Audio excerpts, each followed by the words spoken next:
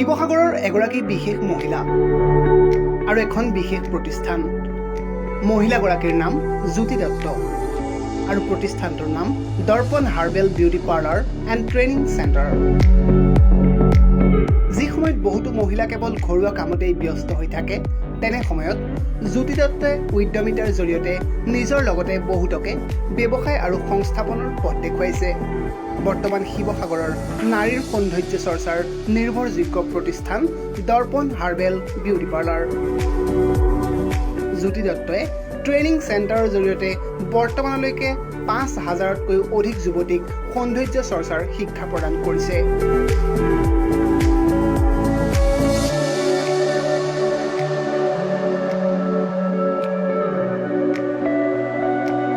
শিৱসাগৰ উপায়ুক্ত কাৰ্যালয়ৰ লগতে বহুতো সংগঠন আৰু সংস্থাই বঁটা প্ৰদান কৰিছে জ্যোতি দত্তক।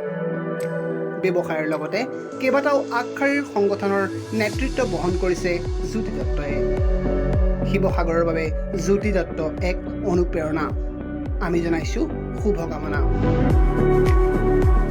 যোগাযোগ কৰক 7002474282।